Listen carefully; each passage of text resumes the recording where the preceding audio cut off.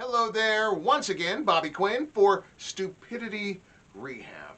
A serious stupidity rehab today because I was the victim of age discrimination recently. Yep. At the hands of my son.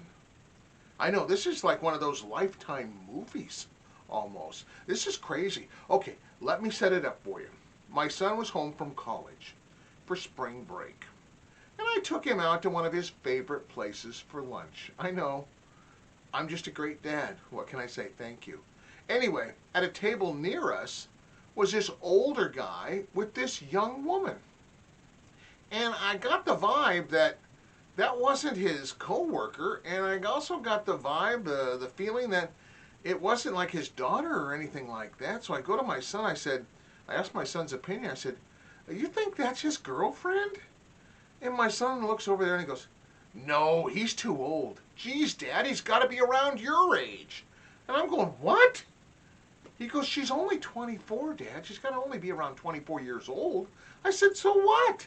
So you're saying a guy my age couldn't attract a 24-year-old attractive woman like that?" And my son goes, "Well, yes, you could, Dad, if you had $2 million in the bank." I go, "What?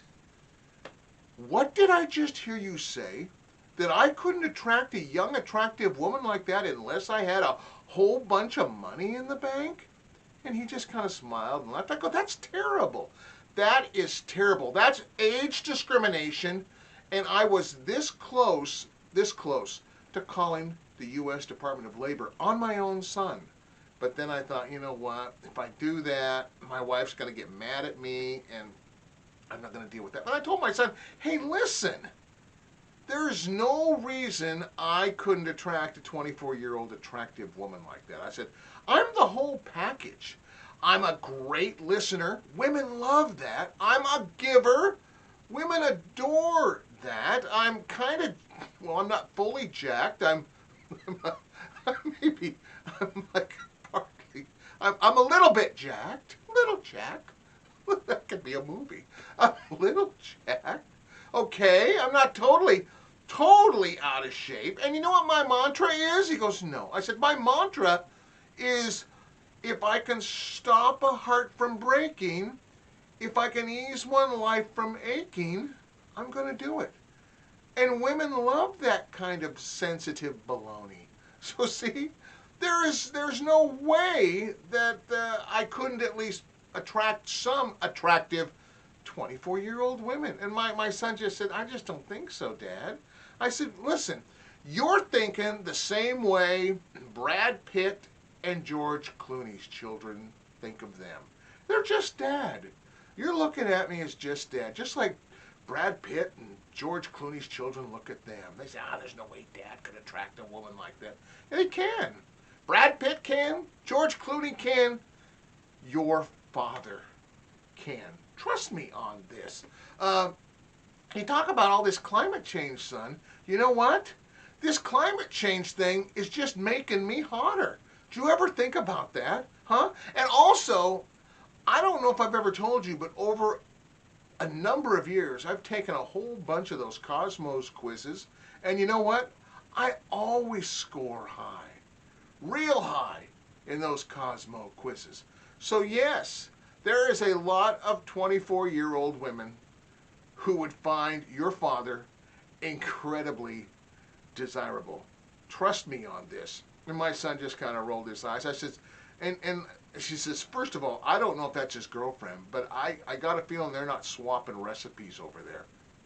And then when they got up, and I don't know where they were going, if they were heading off to the Little Bo Peep Motel or whatever, I don't know, I don't judge. But she got up and she had this tight little outfit on. There's no way she was working the desk at a dental office, okay? She looked good. She had a tight little outfit on, and I go to my son. "She looks kind of slinky, doesn't she?" And he goes, "Slinky? What's slinky mean, Dad?" I said, "What's slinky mean? Everyone knows what slinky means." He says, "Is that slutty?" I said, "Slinky's not slutty." I said, "Slinky is." I says, "Okay, Slinky's kind of tall, kind of willowy, kind of slender, She has an air of, I don't know, a mysterious air about her. Slinky. You know, when you see her move, you kind of, you kind of, you know what? He says, I'm going to look it up. I'm going to Google it. I said, you're going to Google it? I said, you want to know who in the history books I always envisioned as being Slinky? Cleopatra. Cleopatra was probably Slinky. Slinky. In fact, I think it even says in a couple of the writings from back then in Julius Caesar, he described Cleopatra to the Romans as kind of slinky. Yeah, he says she's from Egypt. She's kind of slinky, but she's really a good time. I think that's in the writings somewhere. My son just said, I looked that up on Google.